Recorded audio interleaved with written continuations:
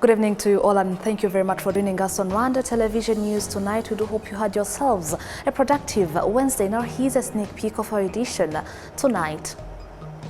This afternoon at Urugwiro Village, President Paul Kagame received letters of credence for newly appointed envoys Mrs. Nasra bint Salim bin Mohammed Al-Hashmi, Ambassador of the Sultanate of Oman to Rwanda, and Miss Olivia Charlotte Owen, High Commissioner of New Zealand to Rwanda. Security agencies and several government ministries met on Wednesday to adopt stronger measures to combat alcohol abuse and the production of substandard alcoholic beverages.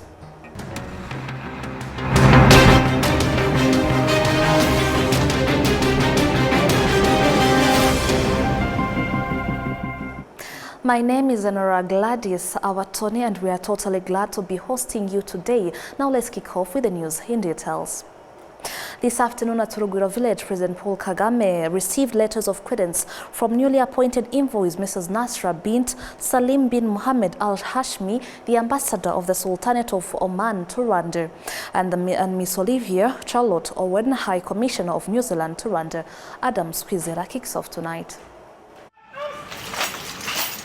In the guard of honor accorded to newly accredited ambassadors, Nasra bint Salim bin Mohammed Al-Hashmi, the new ambassador of Sultanate of Oman to Rwanda, with residence in Nairobi, Kenya, was the first to present her letters of credence to President Paul Kagame.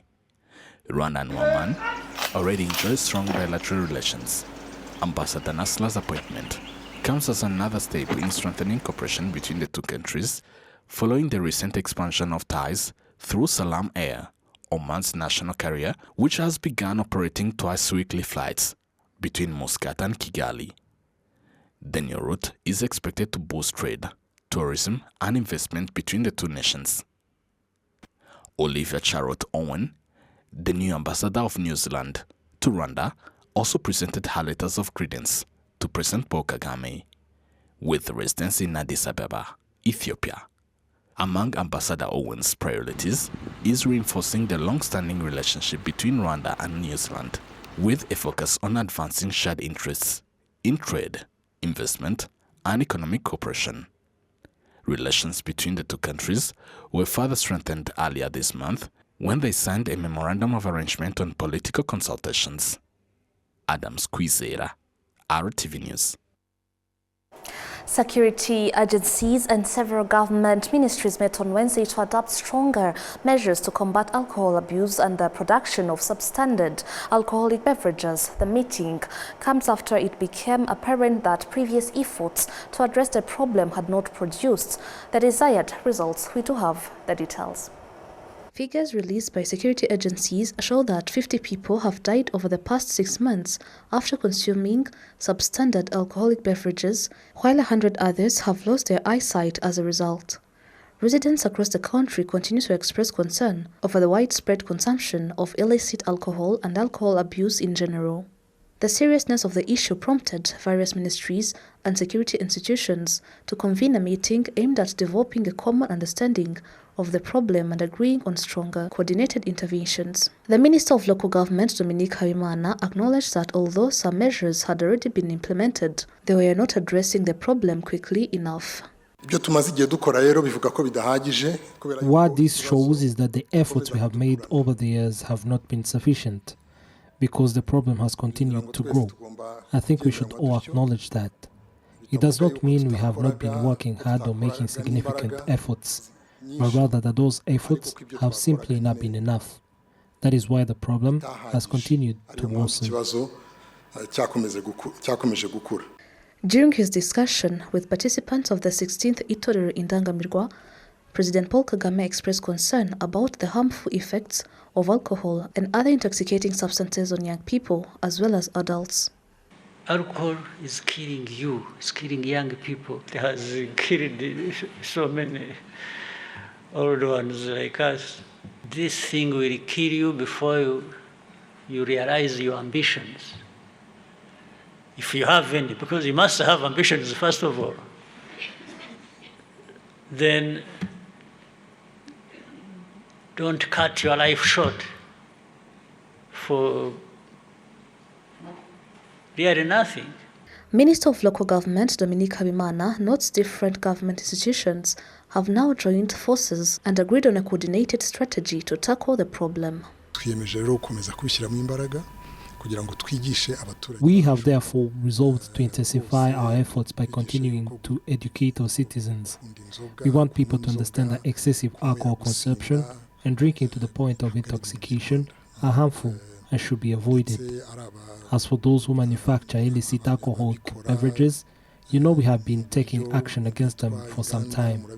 We will further strengthen those efforts to ensure that anyone producing these drinks solely to make money at the expense of people's health is held accountable. We are determined to continue combating those who endanger the lives and well-being of our citizens for financial gain. According to the latest figures from the Rwanda National Police, 900,000 litres of substandard alcoholic beverages have been destroyed from January to date. Rwanda is strengthening its capacity to detect and respond to climate-related disasters through an upgraded early warning system designed to deliver faster alerts and support quicker action in vulnerable communities. William Evans Mutabazi kicks off tonight. For communities exposed to floods, landslides and severe storms, timely warnings can make the difference between preparedness and disaster. A new phase of Rwanda's disaster risk reduction program is strengthening the country's ability to detect hazards earlier, issue faster alerts and improve emergency response. Part of what was done was coming up with a system that issues faster alerts and improved emergency response across different parts of the country. We are also able to identify and earmark hotspots. I can say that as of today, we are better positioned to detect hazards earlier, issue faster alerts, and improve emergency response. Beyond investing in early warning technology, the project has also focused on improving coordination during emergencies through the development of standard operating procedures to guide the management of evacuation sites. Through this $1 million project, equivalent to approximately 1.5 billion Rwanda franc, we have updated the existing early warning systems, installed lightning protection systems, developed standard operation procedures for evacuation site management. These activities have directly benefited thousands of community members with awareness raising campaigns reaching more than 10,000 beneficiaries. The initiative, implemented with the support from the International Organization for Migration in Rwanda, has also strengthened institutional and community capacity to respond to disasters. This investment contributes to the safety and resilience of the wider community, demonstrating the value of targeted risk reduction measures. Equally important, the project invested in people through training and trainings of trainers program. Government officials and community responders enhance their capacities in disaster preparedness, coordination, and emergency response. These skills and knowledge will contribute to benefits communities well beyond the project's duration. While this project is coming to a close, the work of building resilience continues. Sustained investment in preparedness, prevention, and risk reduction remain essential to protecting lives, safeguarding development gains, and reducing vulnerabilities that can continue to displacement. At GS Musango in Karongi district, the project installed a model lightning protection system, while teachers received specialized training and students were educated on lightning safety. As the project comes to an end, stakeholders are now focused on sustaining the systems and skills that have been put in place, ensuring that early warnings consistently lead to timely action in communities most at risk. The next challenge to us is how to scale this kind of project. So we just take one step forward on this matter, but how we could go beyond. We have already started the second phase of project for installation of light protecting system in Rwanda. While stronger warning systems cannot prevent extreme weather events, They can provide communities with the critical time needed to prepare, respond effectively, and reduce the loss of lives and property. William Evans, RTV News. Now moving on in the education sector, the Ministry of Education has said that in partnership with development partners, it will continue expanding LPG storage facilities at schools as part of efforts to protect forests and conserve the environment. This was announced in the district of Gakenke and Musanze during the official inauguration of 7 LPG storage facilities built by the International Organization for Migration with funding from the government of Japan in partnership with the government of Rwanda. Administrators from the 7 beneficiary schools in the districts of Musanze and Gakenke praised the new facilities, saying they will significantly reduce the cost of the firewood previously used for cooking. The Japanese ambassador to Rwanda, His Excellency Kazuya Nakajo, noted that partnering with the government of Rwanda to build the LPG storage facilities will reduce greenhouse gas emissions while strengthening the country's capacity to address the growing impact of climate change-related disasters. I'd like to emphasize that the project grounded in a core principle to promote healthier environment in Rwanda. We believe that the principle brings a bright future for Rwanda by ensuring people live with dignity, protecting public health, and preserving the environment and nature. First and foremost, cleaner energy will preserve the emerald beauty of Rwanda's southern hill and lush forest, as well as the boundless blue of its open skies. Reducing CO2 emission and strengthening resilience against the growing threat of natural disasters. Yumva, the Director General of School Health and Wellness in the Ministry of Education, confirmed that together with the development partners, the ministry will continue increasing the number of LPG storage facilities in schools as part of efforts to protect forests and conserve the environment. The Ministry of Education, of course, the government through the Ministry of Education has a plan that to expand the use of the clean cooking solutions across all schools across the Rwanda, and it's an initiative that started mainly using what we call centralized kitchens.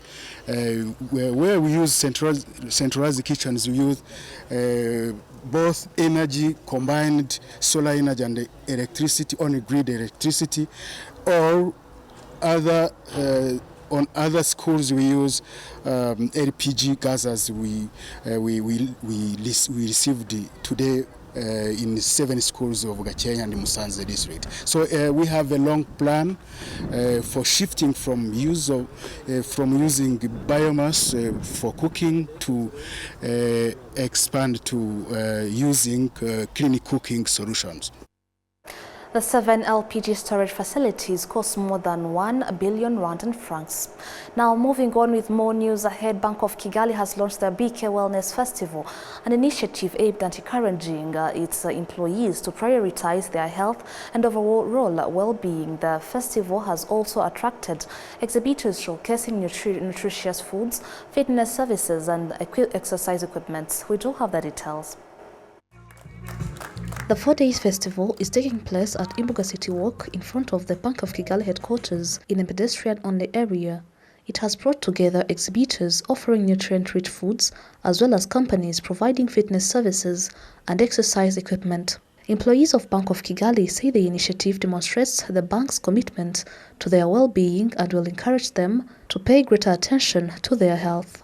This event of BK Wellness Festival is very important for us as workers, as employees of Bank of Kigali. The bank have been thinking about us as employees. to be well according to fitness, physical fitness, being well. They invite different experts in nutrition and sports, different materials. The Chief of People and Culture Officer at the Bank of Kigali, Florence Siga, says the festival was organized to promote the health and well-being of the bank's employees. Today's Wellness Festival is an opportunity to learn, stay active, connect with one another, and reinforce the importance of healthy living. I encourage everyone, our staff, to participate fully and enjoy the activities and make the most of everything that has been prepared for you. Partners participating in the festival also explain how the products and services they are exhibiting contribute to healthy living and employee wellness. We are here in partnership with BK Wellness Festival to raise awareness for health, like to encourage people on what to eat, how to eat, the best way to promote their health. And like we said, we're yummy and fresh. These are the kind of smoothies we make. For example, this one has spinach, banana, mango, and pineapple. And we use coconut milk and not fresh milk. This is to reduce basically the amount of dairy we consume and to encourage more plant-based foods. We have partners from farmers, producers, exporters. According to 2022 data from the Rwanda Biomedical Center, 1 in 5 adults in Rwanda has high blood pressure. The head of disease prevention and control at RBC, Dr. Albert Tuyishimire, who joined Bank of Kigali for the launch of the festival, says regular physical exercise and a balanced diet are essential in preventing non-communicable diseases. Just have to make a decision and change our daily habit. It's all about looking carefully at what we are eating. Secondly, exercising at least 4 to 5 times a week. And then make sure we are eating fruits and vegetables. Throughout the festival, Bank of Kigali employees will receive guidance on healthy living through proper nutrition and regular physical exercise to help them maintain good health. The event will conclude on Sunday with the bank's monthly community fitness session.